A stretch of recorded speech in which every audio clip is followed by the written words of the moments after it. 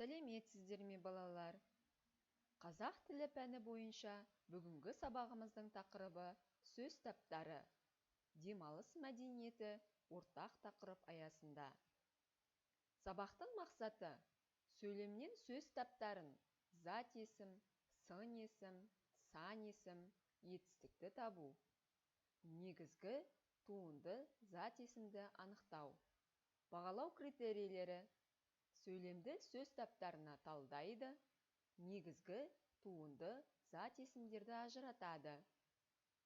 Балалар, жалпы сөз таптары туралы білімімізді еске түсіріп көрейікші.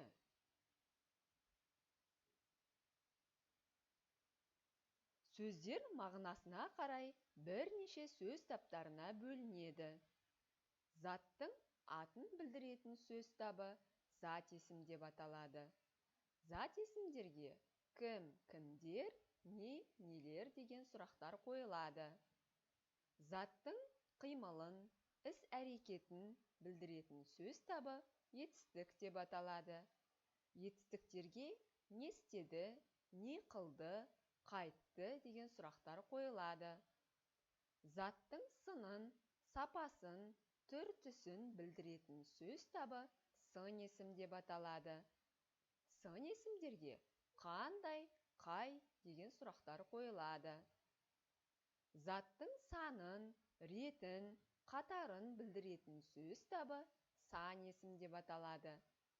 Сан есімдерге қанша, неше, нешінші деген сұрақтар қойылады. Ендеше сөз таптары туралы білімімізді бекіту мақсатында семантикалық кестені толтырайық.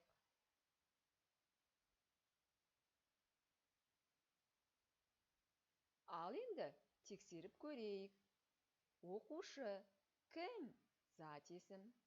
Оқиды, не істейді? Етістік. Үшінші, нешінші? Сан есім. Таза, қандай? Сын есім. 2000, қанша? Сан есім. Жеңеміз, не істейміз? Етістік. Көркем, қандай? Сын есім.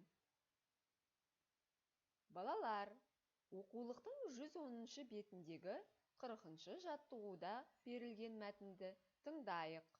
Сабақ. Мәтінді тыңда. Ауылға барғанда. Мен биылғы жазда ауылға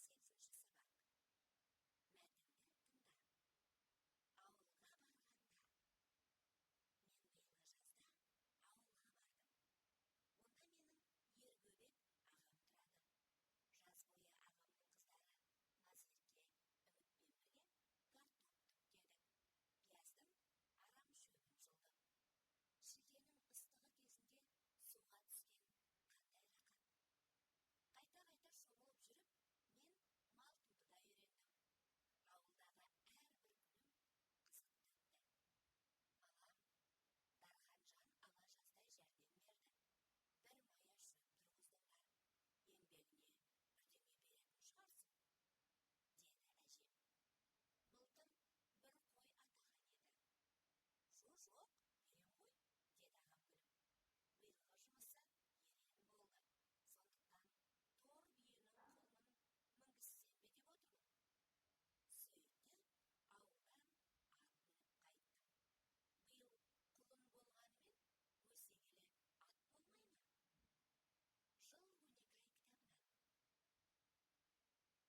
Балалар, ал енді осы мәтін мазмұны бойынша сұрақтарға жауап берейік. Дархан қайда барды? Ауылда Дархан немен айналысты? Оған атасы не атады? Неліктен? Ал сен ауылға бардың ба? Ауылға барғанда не істейсің? Саған қайда демалған ұнайды? Көрдіңдер ме балалар? Дархан жазғы демалысын босқа өткізбепті. Ауыл тіршілігімен танысып, еңбектің мәнін түсініпті. Оның демалысы қызықты өтіпті. Келесі кезекте осы мәтіннің тапсырмасын дәптерге орындайық. Дәптерімізді ашып, бүгінгі күннің жадын, сабақ тақырыбын жазайық. 40-шы жаттығудың шарты бойынша мәтіннің алғашқы 2 сөйлемін жазып, сөз таптарына талдаңдар. Тапсырманы орындау барысында дескрипторды басшылыққа аламыз.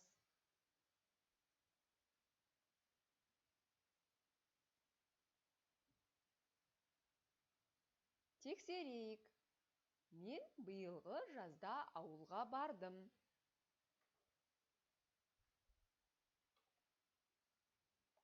Не істедім? Бардым, етістік. Затесім ауылға. Себебі түбірі ауыл. Не? Ауыл. Онда менің Ергебек ағам тұрады. Не істейді? Тұрады, етістік. Кім? Ергебек ағам. Затесім.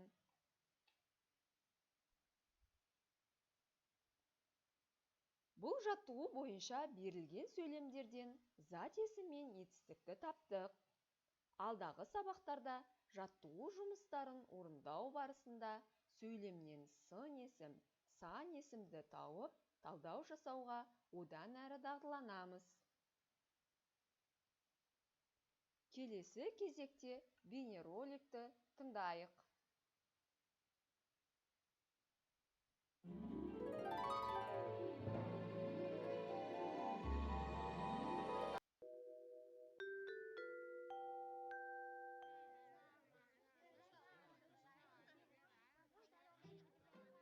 Аға, ұшақ деген атау ұш деген сөзден шыққан ба?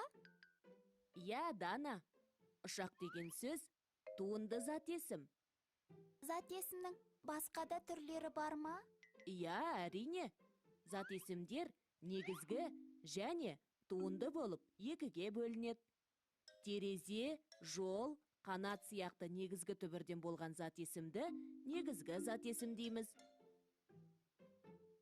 Ал орындық, белдік, жолаушы, ұшқыш сияқты түбір сөзге жұрнақ жалғану арқылы жасалған зат есімді туынды зат есім деп атайды. Аға, қараңыз. Мына ұшақтан от шығып келеді. Оны ұшқын дейді. Бұл да туынды зат есім. Көрме дегенде туынды зат есім екен ғой. Иә, біз көрерменбіз. Көрермен атауы да көр сөзінен туындаған зат есім. Екеуміз қатар тұрған орындарға отырсақ, көрші боламыз.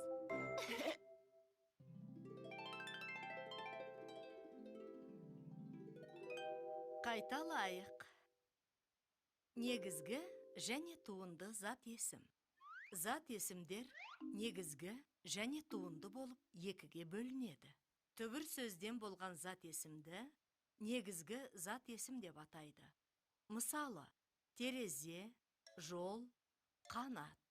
Түбір сөзге жұрнақ жалғану арқылы жасалған зат есімді туынды зат есім деп атайды.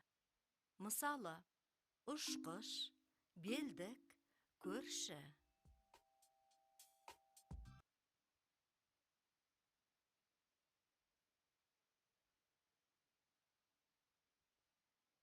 Ал енді балалар, осы тыңдалған материалға сүйене отырып, 41-ші жаттығуды орындайық. Көп нүктенің орнына негізгі зат есімді қойып жаз. Тапсырманы орындау барысында дескрипторға сүйенеміз. Үлгіге қарап орындаймыз.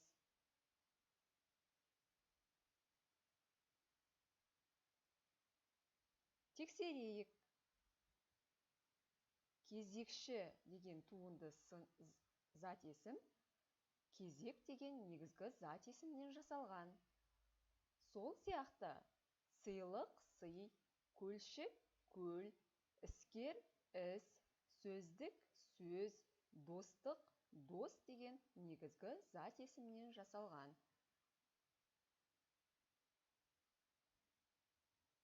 Қорыта келе, бүгінгі сабақта сөз таптары туралы білімімізді еске түсіріп, одан әрі пысықтадық.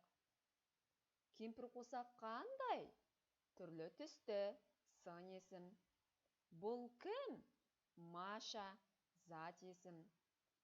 Айнұр не істеді? Секірді, етістік. Қанша оқушы? 3, сан есім.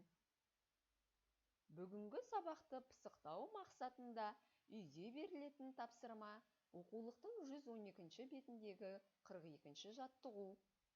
Кестені тиісті сөздермен толтыр.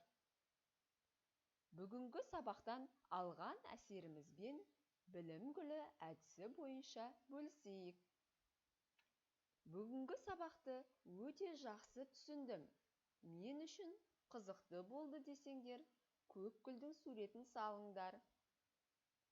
Мен сабақты жақсы түсіндім десеңдер, сары гүлдің суретін салыңдар. Ал егер тақырып бойынша әлі де ізденуім керек деген болсаңдар, қызыл гүлдің суретін салыңдар. Осымен бүгінгі сабағымыз аяқталды. Назарларыңызға рахмет.